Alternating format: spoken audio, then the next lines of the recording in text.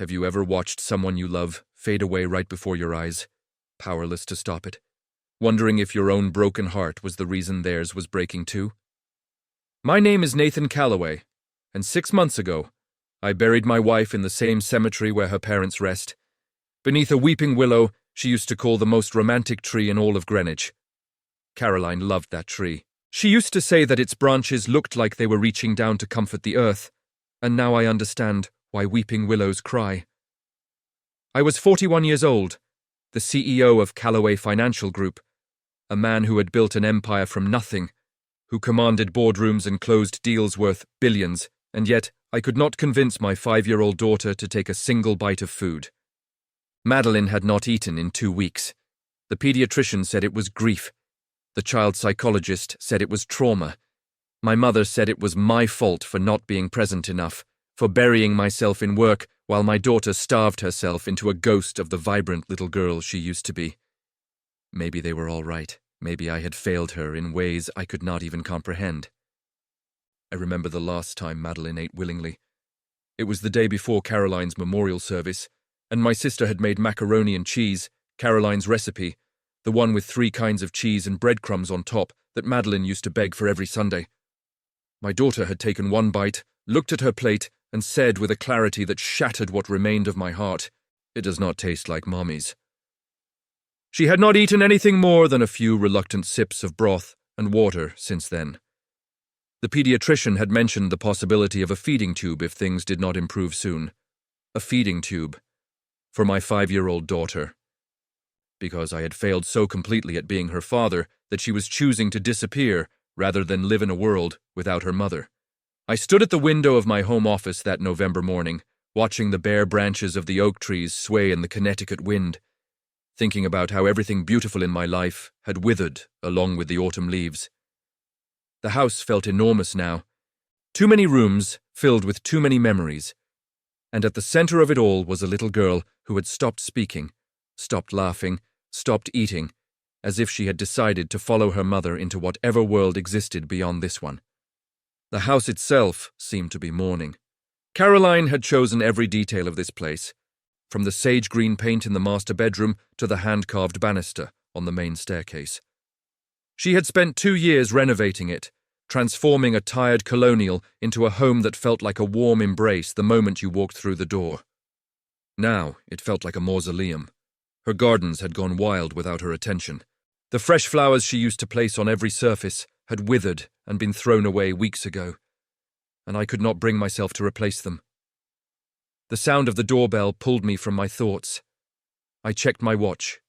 9 o'clock exactly. The new housekeeper. I had gone through 3 in the past 6 months. The first one quit after Madeline screamed for 2 hours straight when she tried to enter Caroline's closet.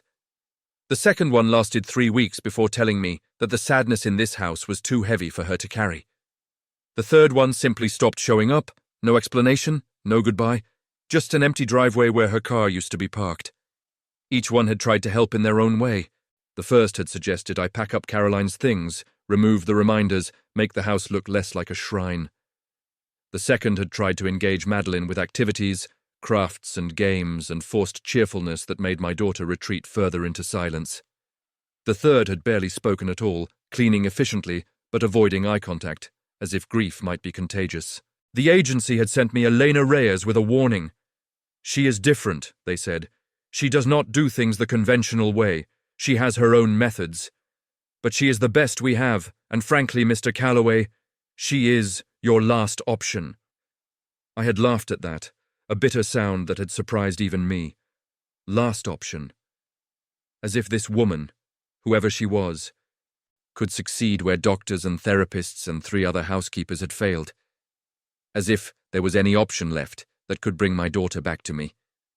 But I had agreed to see her anyway, because the alternative was admitting defeat, and Nathan Calloway had built his entire life on refusing to accept defeat. I did not know what to expect when I opened that door. Perhaps another middle-aged woman in sensible shoes, with a clipboard full of cleaning schedules, and a sympathetic smile that would fade within the first week. Perhaps another person who would look at my daughter with pity, with confusion, with the same helpless frustration that I saw in my own reflection every morning. What I found instead was a woman who looked like she had stepped out of a different world entirely.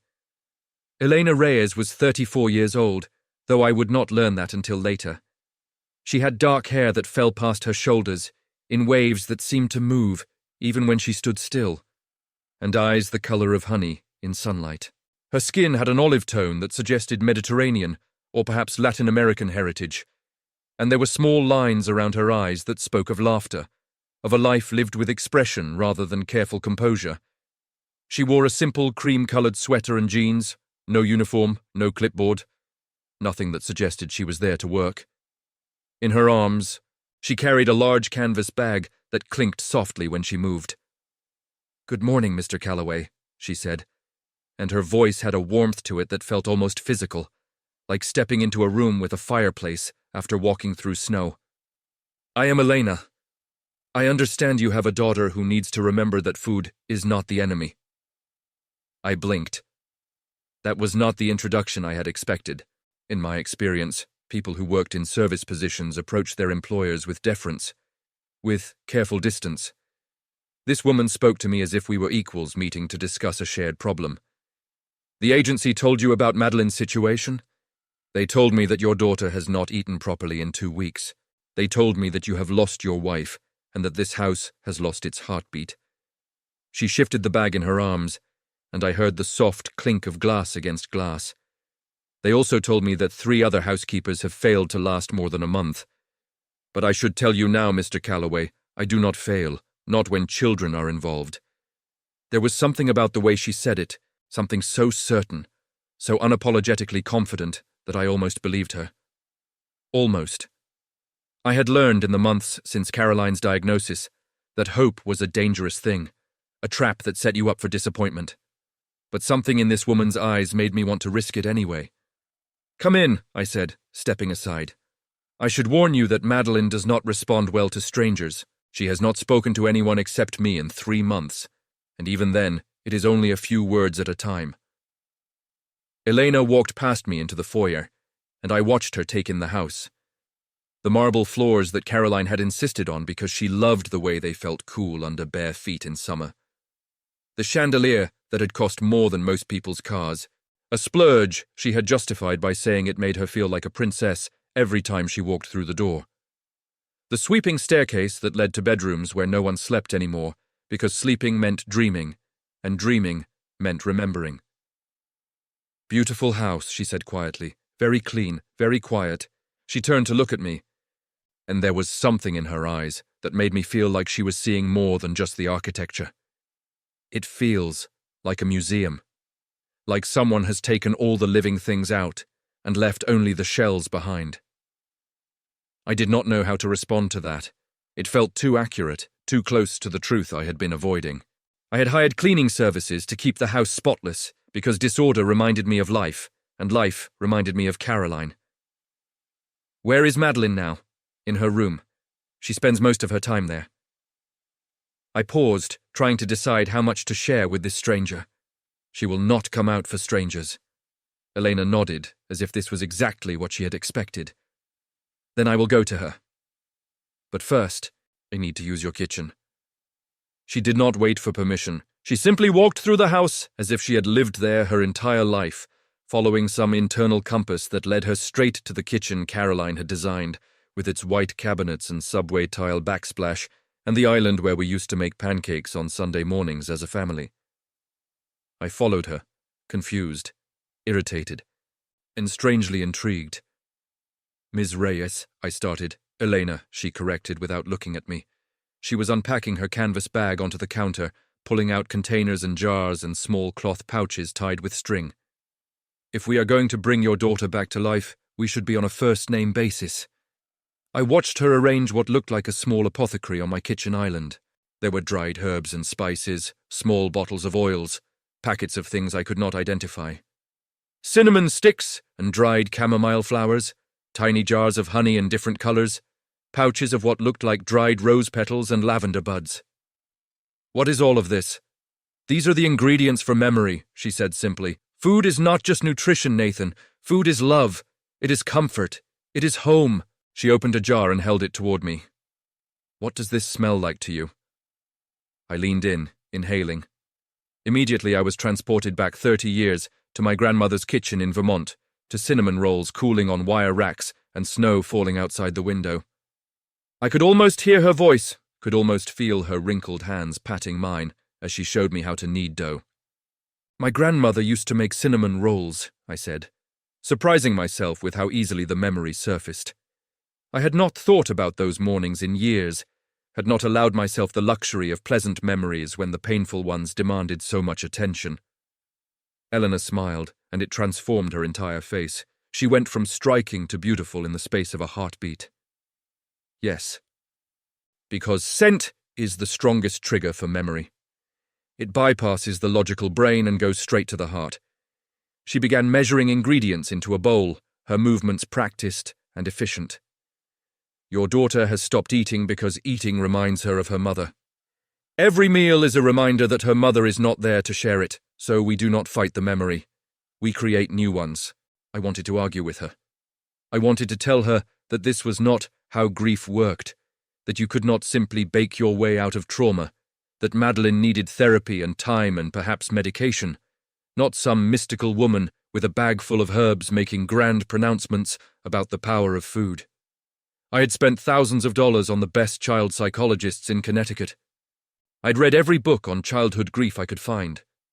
I'd followed every suggestion, tried every approach, and none of it had worked.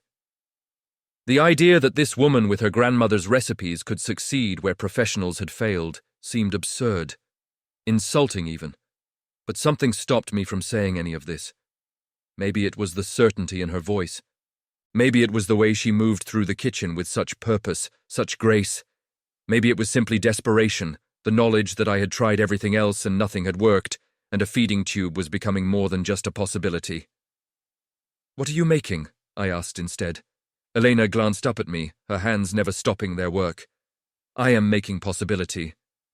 Now please, tell me about your daughter. Tell me what she loved before the world broke her heart." I found myself sitting at the kitchen island, watching this stranger knead dough while I talked about Madeline in a way I had not talked about her in months. The words came slowly at first, hesitant, like water finding its way through a dam that had been sealed shut. But Elena listened without interrupting, without offering advice or sympathy, and something about her quiet attention made me want to keep talking. I told her about how Madeline used to dance through the house singing songs from Disney movies at the top of her lungs, her voice cheerfully off-key, her enthusiasm making up for any lack of pitch. I told her about how she had named every stuffed animal she owned after characters from books Caroline read to her at bedtime. Mr. Tumnus the bear, Pooh the elephant, a deliberate contradiction that made Caroline laugh every time. Aslan the bunny, who had become Madeline's constant companion in the months since her mother got sick. I told her about the way she used to help her mother in the kitchen, standing on a little step stool, stirring batter with intense concentration, convinced that she was creating something magical. Caroline would let her add the ingredients, carefully measured, and Madeline would watch the mixer with wonder, as if she expected fairies to emerge from the bowl at any moment. She was right. She was always creating something magical. Caroline used to say that Madeline put love into everything she made, and you could taste it. I paused, my throat tight. Caroline said that about a lot of things. She believed in the magic of everyday moments. She used to tell me that the difference between ordinary life and extraordinary life was just attention. That if you paid attention to the small things, the beautiful things, they would multiply. Elena was quiet for a moment, her hands still working the dough, pressing and folding and turning with a rhythm that was almost hypnotic. "She sounds like she was a wonderful mother. She was everything." The words came out before I could stop them, carrying weight I had not intended to reveal. She was the heart of this house, the center of our universe. When she got sick, I kept thinking that if I worked harder, if I found the right doctors, if I threw enough money at the problem, I could fix it. I could save her. I am a man who solves problems. That is what I do. That is who I am. But cancer does not care about money or effort or how much you love someone. It just takes... Elena looked at me then, really looked at me. And I saw something in her eyes that I had not seen in anyone else since Caroline died. Not pity, not sympathy, but understanding. Real, genuine understanding, the kind that comes from having walked a similar path. "I lost my mother when I was 12, she said quietly. "Ovarian cancer. I watched her disappear over the course of a year, and when she was gone, I stopped eating too. For almost a month. She shaped the dough into small rounds, her movements precise and gentle. My grandmother saved me. She did not force me to eat. She did not lecture me about nutrition or threaten me with consequences. She simply started cooking. She filled the house with smells that reminded me of my mother in good ways, in loving ways. And eventually, one day I took a bite. And then another, and then I remembered that food was not just survival, it was connection, it was love that you could taste. I did not know what to say. This woman I had known for less than an hour had just shared something deeply personal, something painful, something that explained why she was standing in my kitchen with such determination in her eyes. She was not here just for the salary or the job. She was here because she understood, in a way that no amount of professional training could replicate. "The agency was right," I finally said. "You are different. Different is not always a bad thing, Nathan." She covered the dough with a clean cloth. "Now this needs to rise for an hour. While we wait, you are going to tell me where your daughter's room is, and then you are going to trust me enough to let me try." Trust was not something I gave easily. It never had been, and losing Caroline had made it even harder. In business, I had learned that trust was something earned through repeated demonstration of competence and integrity. In my personal life, I'd learned that trust could be betrayed by something as arbitrary as a cluster of cells deciding to multiply without permission. But something about Elena Reyes made me want to believe that maybe, just maybe, there was still hope for my daughter. Madeline's room was on the second floor, at the end of the hall, as far from the master bedroom as possible because she could not bear to walk past the door where her mother used to sleep. I had moved my things to a guest room months ago, unable to sleep in that bed myself, surrounded by the ghost of Caroline's perfume that still lingered in the pillows no matter how many times the sheets were changed. The hallway was lined with photographs, a timeline of our family's happiest moments. Madeline as a newborn, tiny and wrinkled and perfect, cradled in Caroline's arms. Her first birthday, her face covered in cake, laughing with pure joy. Christmas mornings and beach vacations and ordinary afternoons in the backyard. Moments that had seemed insignificant at the time and now felt like treasures beyond price. I led Elena to Madeline's door, which was decorated with paper butterflies that Caroline had helped her make last spring, before the diagnosis, before everything fell apart. They were made from tissue paper in every color of the rainbow, each one slightly different, each one a collaboration between mother and daughter. Madeline had refused to let anyone remove them, even after they began to droop and fade. Elena stood outside for a moment, her head tilted, as if she was listening to something I could not hear. Her eyes moved slowly over the butterflies, and something softened in her expression. "You can go now," she said softly. "I will come find you when we have made progress. I should stay. She is my daughter if she gets upset." "She will get upset," Elena said, turning to face me. "Change is upsetting. Healing is upsetting. But she will not heal if you are standing in the doorway with that look on your face." "What look?" "The look of a man who has already decided that nothing will work." She reached out and touched my arm, just briefly, just a brush of her fingers against my sleeve. "I am not saying you are wrong to be afraid, Nathan. I am saying that your fear is loud, and children can hear it. Let me try. 1 hour, that is all I ask." Against every instinct, I nodded and walked away. I went back to my office, but I could not focus on work. I sat at my desk staring at quarterly reports without seeing them, listening for any sound from upstairs. I heard nothing, no crying, no screaming, no doors slamming, just silence. The silence stretched on for what felt like an eternity, and I was about to go check on them when my phone buzzed.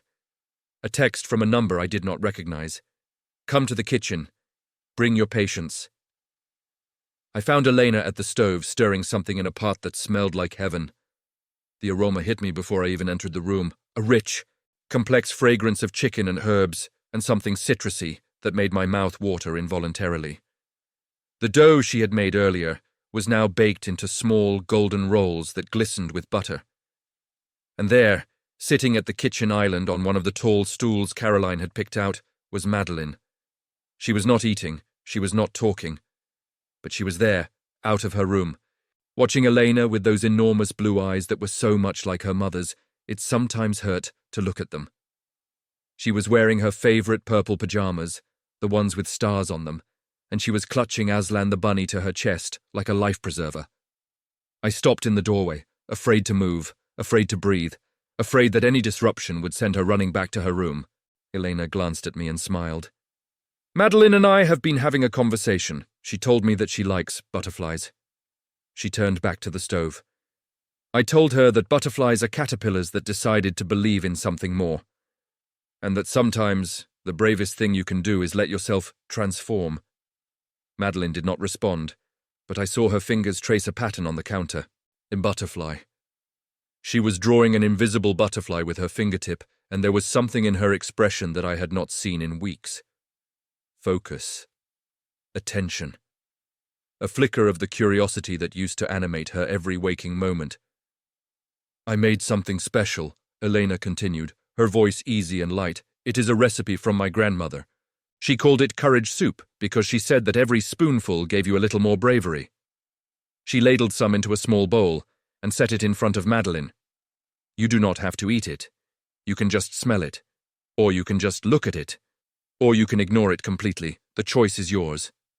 Madeline stared at the soup.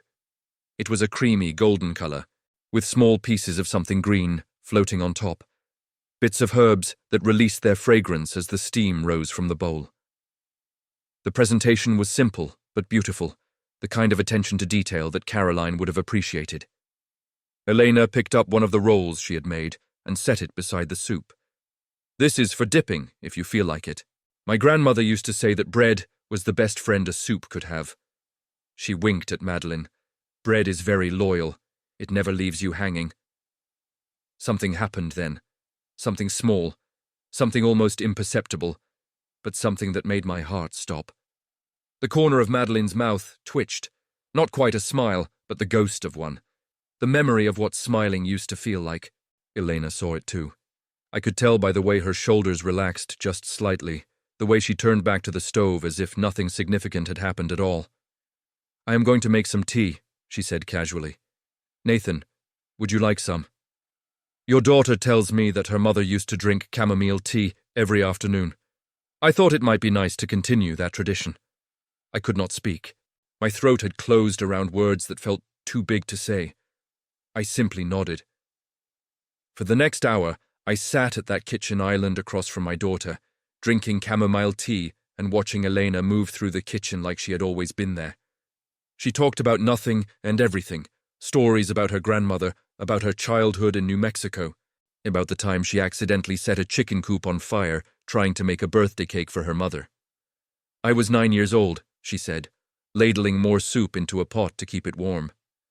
I had seen my mother make birthday cakes 100 times, and I thought I understood how it worked. What I did not understand was that you should not leave paper towels near a gas stove. She laughed, and the sound filled the kitchen in a way no sound had filled this room in months. My grandmother was furious, but my mother laughed until she cried.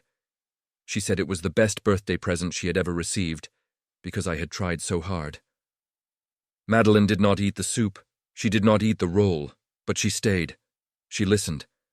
And when Elena laughed at her own story, I saw my daughter's eyes light up with something that had been missing for so long I had forgotten what it looked like. Interest, curiosity, life. When the hour was up, Elena walked Madeline back to her room without any argument. I heard them on the stairs, heard Elena's voice, soft and melodic, heard my daughter's footsteps, light and voluntary rather than dragged. There was no resistance, no crying, no desperate clinging to door frames. Just the quiet acceptance of a child who had found someone safe to follow. She came back to the kitchen 20 minutes later, her canvas bag packed, her coat over her arm. Same time tomorrow? She asked. I did not hesitate. Same time tomorrow? She nodded, satisfied. Leave the soup in the refrigerator. She might go down in the middle of the night and try some when no one is watching. Children often do the bravest things when they think no one can see. And then she was gone, and the house felt different. Not less empty, not yet, but different. Like the first crack in a frozen lake when spring begins to whisper. I did not sleep well that night. I never did anymore. The guest room where I had taken up residence had none of Caroline's presence, none of her photographs on the nightstand or her robe hanging on the bathroom door. But somehow, her absence was just as loud here as it had been in our bedroom. I lay in the darkness, thinking about Elena's stories, about her grandmother's recipes, about the way she had spoken to my daughter, without any of the careful tiptoeing that everyone else had adopted. At some point around 3 a.m, I heard something. Footsteps. Small, hesitant footsteps padding down the stairs. I got out of bed and stood at the top of the staircase, looking down into the darkness of the first floor. I could see a sliver of light from the kitchen, the refrigerator door open, casting a wedge of illumination across the floor. Every instinct told me to go down there, to check on her, to hover, to make sure she was okay. But Elena's words echoed in my head. Children often do the bravest things when they think no one can see. So I stayed where I was, barely breathing, listening to the sounds from below. The soft clink of a spoon against a bowl, the quiet slurp of liquid, the gentle thud of the refrigerator door closing, and then the footsteps again, going back up the stairs, passing within feet of where I stood hidden in the shadows. Madeline was carrying an empty bowl. I pressed my hand against the wall to steady myself, overwhelmed by an emotion so powerful I thought my knees might give out. It was hope. Real, genuine, terrifying hope. My daughter had eaten. Elena arrived at 9 o'clock the next morning, and the morning after that, and the morning after that. She came with her canvas bag full of mysterious ingredients. She filled the kitchen with smells that made the house feel alive again, and slowly, impossibly, she began to bring my daughter back from whatever dark place she had retreated to. By the end of the first week, Madeline was eating small amounts at every meal. Not much, not enough to stop the pediatrician from worrying, but something. Elena never pressured her, never made mealtimes a battle. She simply cooked, told stories, and let Madeline approach food on her own terms. By the end of the second week, Madeline was asking for specific foods. She wanted more of the courage soup. She wanted the cinnamon rolls that Elena had made on Tuesday. She wanted to try the lemon cookies that Elena had described, but not yet baked. By the end of the third week, she spoke her first full sentence in months. "Can Elena stay for dinner?" I was standing at the kitchen door when she said it, watching Elena show Madeline how to fold dumplings for soup. Madeline's small fingers were covered in flour, and there was a streak of it across her nose. And she looked more like the daughter I remembered than she had since Caroline died. Eleanor looked up at me, and I saw the question in her eyes. The boundary we had not discussed. She was the housekeeper. She came during the day, she worked her quiet magic, and then she left. She had never stayed for dinner. But my daughter was asking. My daughter, who had not asked for anything in months, was asking for this. "Of course she can stay," I said. That dinner changed everything. We sat at the dining room table that had been empty since Caroline's last birthday. The table where we used to host dinner parties and holiday meals and ordinary Tuesday nights that I would give anything to have back. The table that had become a symbol of everything we had lost. Eleanor had made a simple meal, roasted chicken with herbs and vegetables, nothing fancy, nothing complicated, but somehow it tasted better than anything I had eaten in months. She had set the table with Caroline's good china, the set we had received as a wedding gift and only used on special occasions. I had started to object when I saw her unpacking it from the sideboard, but something in her expression had stopped me. "Special occasions are not about dates on a calendar," she had said. "They are about moments that matter. This matters." Madeline sat between us, and for the first time in what felt like forever, she talked. She told Elena about her stuffed animals, about the books she used to read with her mommy, about the tree in the backyard that she was convinced was magical because a rabbit lived underneath it. "Your mummy sounds like she was very special," Elena said gently. Madeline nodded, her expression serious. "She was the best mommy in the whole world." She looked down at her plate. "But she went away, and now I am really sad." I felt my chest constrict. We did not talk about Caroline. It was an unspoken rule in the house, a rule that Madeline had established by refusing to engage with anyone who mentioned her mother's name. But Elena did not flinch. She did not change the subject or offer hollow comfort. She simply nodded, meeting Madeline's eyes with that same steady warmth. "That makes sense," she said. "When someone we love goes away, it hurts so much that sometimes we do not know what to do with all that hurt." She reached over and touched Madeline's hand gently. "But here is a secret I learned when I was about your age. Love does not go away just because someone is not here anymore. Love stays. It lives inside us, in our memories, in the things we do that remind us of them." Madeline considered this for a long moment. "Like when Daddy makes his coffee really strong because that is how Mommy liked it, even though Daddy does not like it that strong." I stared at my daughter. I had not realized she had noticed that. Every morning, I made Caroline's coffee. 2 scoops of dark roast. 1 splash of cream, no sugar. I could not drink it. It was too bitter for my taste. But I made it anyway, and I poured it down the sink, and it felt like the only way I could still do something for her. Elena looked at me, and I saw understanding in her eyes. "Yes," she said softly, "exactly like that." After dinner, Madeline asked if Elena could put her to bed. I should have said no. I should have maintained boundaries, protected myself from getting too attached to this woman who was supposed to be temporary help. But Madeline was asking, and I could not refuse her anything, not anymore. I stood outside her bedroom door, listening as Elena read Madeline a story.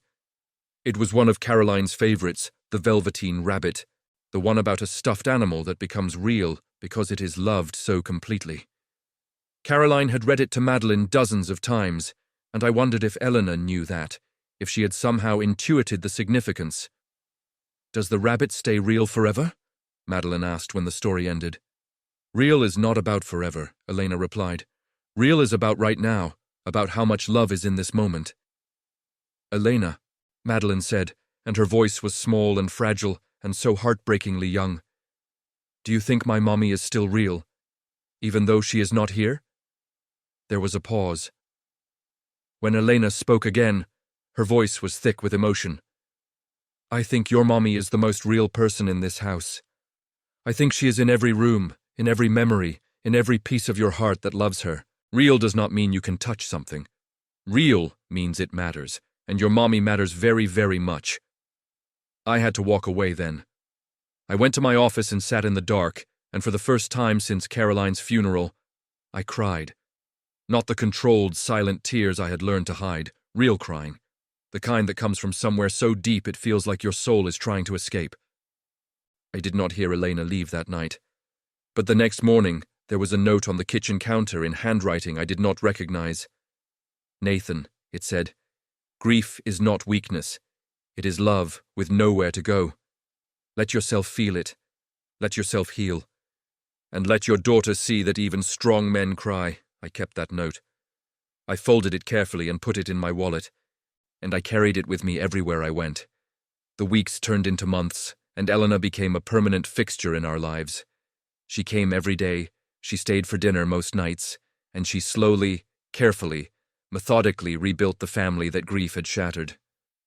I learned things about her during those months, pieces of her story that emerged gradually, like photographs developing in darkroom solution. She had grown up in Albuquerque, the daughter of a Mexican mother and an American father who had left when she was 3. Her grandmother, her mother's mother, had been the one to raise her after her mother died, teaching her to cook, to believe in the healing power of food, to see magic in ordinary things. She had been married once. She told me one evening when Madeline was already asleep. His name was Marco. We were married for 4 years before he died. He was a firefighter, and he died saving a family from a house fire when I was 29. She had told me this story before, or a version of it, but now she shared more. She told me about the 2 years she had spent afterward, moving from job to job, city to city, trying to outrun a grief that refused to be left behind. She told me about the day she had finally stopped running when she had walked into a church in Boston and lit a candle for Marco and realized that running was just another way of carrying him with her. I decided to stay still after that, she said, to let the grief catch up with me and see what happened when it did. What happened was that I found this work, helping families who were falling apart the way I had fallen apart, showing them that falling apart is not the same as being broken. I watched her face as she spoke, illuminated by the soft light of the kitchen, and I felt something shift inside me, something that had been frozen for so long I had forgotten it was there. I was falling in love with her. The realization hit me like a physical force, and I spent the following weeks fighting it with everything I had. I told myself it was gratitude, not love. She had saved my daughter, and I was confusing thankfulness for something deeper. I told myself it was too soon, that Caroline had been gone less than a year, that moving on this quickly was a betrayal of everything we had shared. I started pulling away. I made excuses to stay late at work. I retreated to my office during dinners, claiming important calls. I put distance between us because the alternative was to admit something I was not ready to admit. Elena noticed, of course. She noticed everything. It was a Thursday evening in late February when she confronted me. Madeline was already in bed, exhausted from a play date that had involved significant amounts of running and giggling and hot chocolate. And Elena was in the kitchen washing the last of the dishes. I had been about to go to my office, to hide behind closed doors until she left. But something stopped me. Maybe it was the way she stood at the sink, her shoulders slightly hunched, her movements slower than usual. Maybe it was the realization that I had been treating her differently for weeks, and she deserved an explanation. I poured myself a glass of wine and leaned against the counter. "You have been quiet tonight." She did not turn around. "So have you. For the past 3 weeks, actually." She shut off the water and dried her hands on a towel. I was starting to wonder if I had done something wrong. "No," I said quickly. "No, you have not done anything wrong. You have been..." I struggled for words. "You have been incredible, with Madeline, with everything." But she turned to face me, and there was something vulnerable in her expression that I had never seen before, but nothing. "I am just going through something. It is not about you, is it about your wife?" The question hit me like a physical blow. I took a long drink of wine to buy myself time, to figure out how to answer honestly without revealing too much. "Everything is about my wife," I finally said. "She is gone, and everything in my life is still about her, including the things that should not be." Elena was quiet for a moment. Then she walked over to where I stood and took the wineglass from my hand.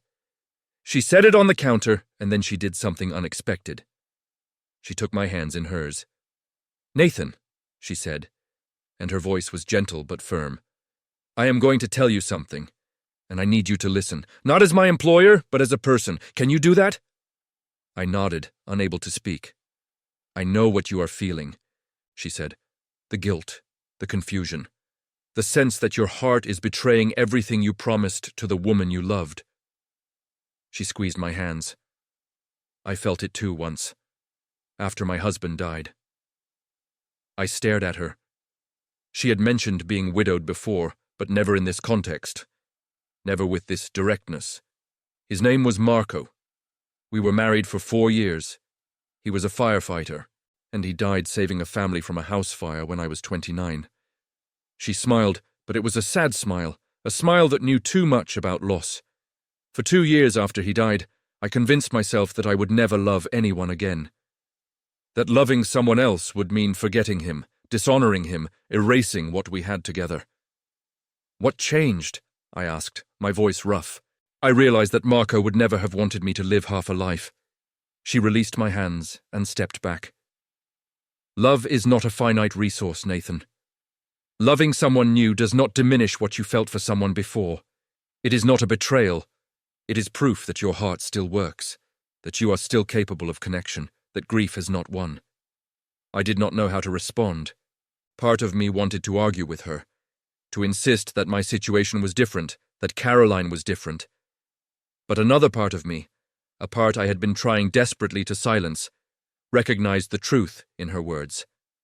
"I am not saying this because I expect anything from you," Elena continued. "I am saying it because I have watched you punish yourself for 3 weeks, and I cannot stand by while a good man destroys himself over something that is completely natural. She picked up her coat from the back of a chair. "It is late. I should go." She was halfway to the door when I spoke. "Elena." She stopped, but did not turn around. "I am not ready," I said. "For whatever this is, I am not ready." "I know," she said softly, "and that is okay." And then she was gone, and I was standing in my kitchen alone, my heart pounding like I had just run a marathon. My mind racing with thoughts I had spent weeks trying to avoid. Sleep was impossible that night. I lay in bed, staring at the ceiling, thinking about Caroline. About our wedding day, when she had looked at me like I was the only person in the world who mattered. About the day Madeline was born, when she had held our daughter for the first time and cried with joy.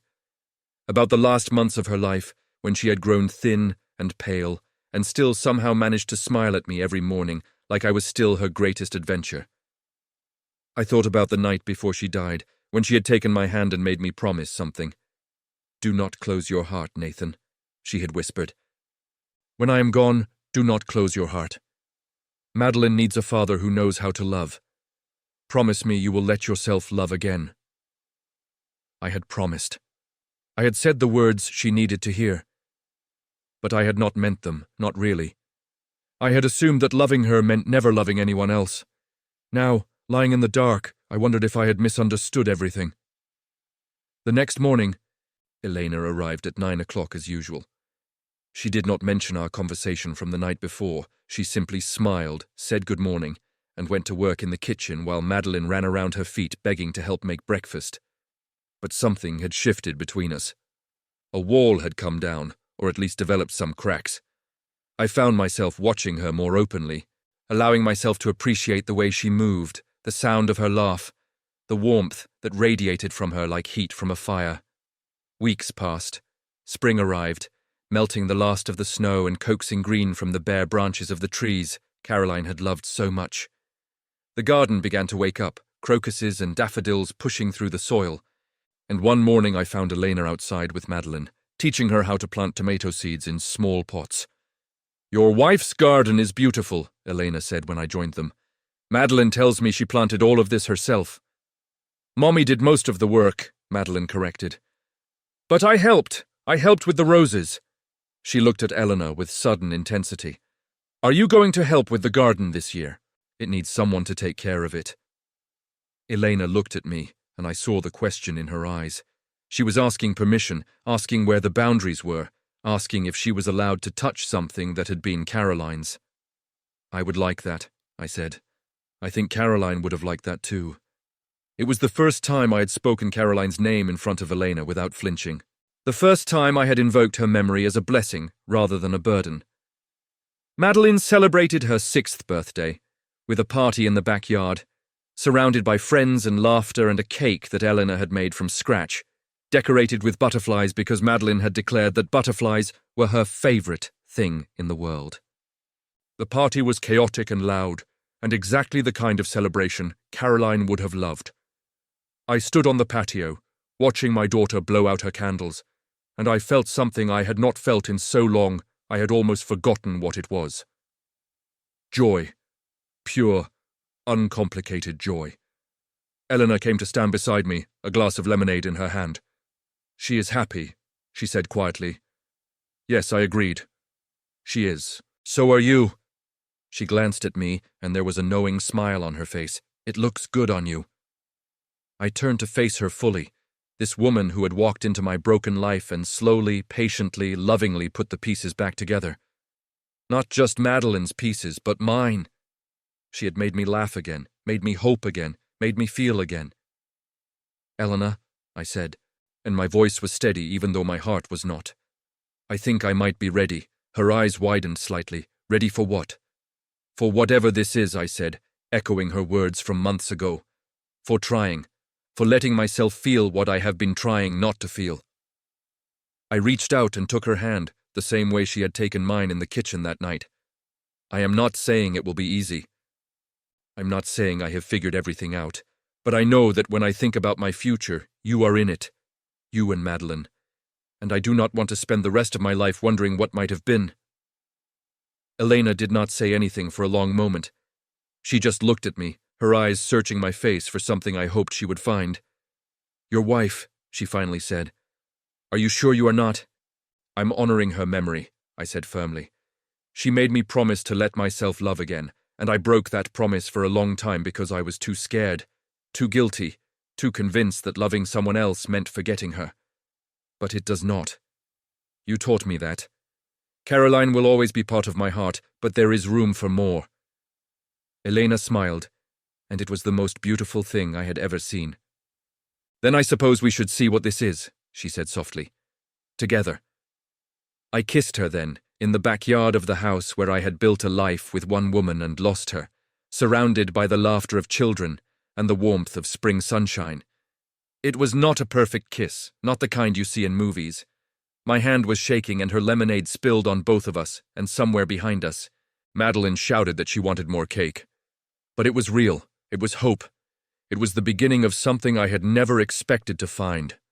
The months that followed were not easy. Grief does not disappear just because you have decided to move forward. There were hard days, days when I missed Caroline so much I could barely breathe, days when I felt guilty for being happy without her. There were moments when I would see something, a sunset, or a book, or a particular flower in the garden, and my first instinct would be to tell Caroline about it. The ache of remembering she was gone never fully disappeared. It just became something I learned to live with, like a scar that fades but never completely vanishes. Elena understood. She never pushed, never demanded more than I could give. She never tried to replace Caroline or compete with her memory. She simply walked beside me, steady and patient, as I learned to carry my love for my wife alongside my growing love for her. And Madeline, my beautiful, resilient, extraordinary daughter, embraced our relationship with a wholehearted enthusiasm that brought tears to my eyes. "Daddy," she said one evening, climbing into my lap while Elena cooked dinner in the kitchen, "if you and Elena got married, would she be my new mommy?" I looked at my daughter, at her serious little face, and her eyes so full of hope. "I do not know, sweetheart. How would you feel about that?" She considered the question with the gravity only a 6-year-old can muster. "I think Mommy in heaven would be happy," she finally said, "because she always wanted me to be happy, and Elena makes me happy. She makes you happy too, Daddy. I can tell because you smile now." I pulled her close, breathing in the scent of her hair, feeling the solid warmth of her in my arms. "When did you get so smart?" I asked. "Mommy always said I was the smartest girl in the whole world," she replied matter-of-factly, and mommies never lie. I proposed to Elena on a Sunday afternoon in October, exactly 1 year after she had walked through my door with a canvas bag full of herbs and a determination to save my daughter's life. We were in the kitchen, the same kitchen where she had made courage soup and cinnamon rolls and 1,000 other meals that had slowly brought our family back from the brink of despair. I did not have a fancy speech prepared. I did not get down on one knee or arrange an elaborate surprise. I simply put down the dish I was drying, took her hands in mine, and spoke from the heart. "Elena," I said, "a year ago, I was a man who had lost everything that mattered. My wife was gone, my daughter was fading away, and I had convinced myself that happiness was something that belonged to my past, not my future. And then you walked into this kitchen, with your mysterious bag and your grandmother's recipes and your absolute refusal to accept defeat." She was crying before I finished the first sentence, silent tears streaming down her cheeks, but she did not look away. "You saved Madeline," I continued, "but more than that, you saved me. You taught me that love is not finite, that opening your heart to new possibilities does not mean closing it to old memories. You became family before I even realized it was happening." I paused, pulling the ring box from my pocket. "I want to spend the rest of my life cooking in this kitchen with you, raising our daughter together, building something beautiful from the ashes of something that was lost. Will you marry me?" She said yes. "Of course," she said yes. She threw her arms around my neck and kissed me while Madeline, who had been hiding behind the kitchen island with the ring box earlier because she had insisted on being involved, ran out screaming with joy and demanding to try on the ring. We got married the following spring, in the backyard where Madeline had blown out her birthday candles. under the same oak trees that had shed their leaves during the darkest days of our grief. Madeline was the flower girl, scattering rose petals with such enthusiasm that most of them ended up in the punch bowl. And she stood between us during the ceremony, holding both our hands. When the officiant asked if there was anyone who objected to this union, Madeline raised her hand. "I have something to say," she announced, and the guests laughed while I felt my heart stop for one terrifying second. "Go ahead, sweetheart," Elena said, her voice calm and warm as always. Madeline cleared her throat importantly. "I just want everyone to know that my mommy in heaven sent Elena to us. She told me in a dream. She said that Elena was going to take care of us and make us happy again, and she was right. So, I think we should all clap for Mommy because she picked the very best person." The guests did clap, many of them wiping tears from their eyes. I looked at Elena, who was crying openly now, and I looked at my daughter, who was beaming with pride at her contribution, and I felt Caroline's presence in that moment as strongly as I ever had. "Thank you," I whispered to no one and everyone. "Thank you for sending her to us. We are a family now, the three of us, in the house that once felt like a museum full of ghosts. Elena has transformed it into a home again, filled with smells of cooking and sounds of laughter, and the comfortable chaos of a life being fully lived. The garden that Caroline planted has flourished under Elena's care, more beautiful now than it ever was before. Elena and Madeline tend it together, and sometimes I watch them from the kitchen window, their heads bent over seedlings and soil, and I think about how love grows, not in spite of loss, but alongside it, not replacing what was, but adding to it. Madeline is 8 years old now, and she eats everything.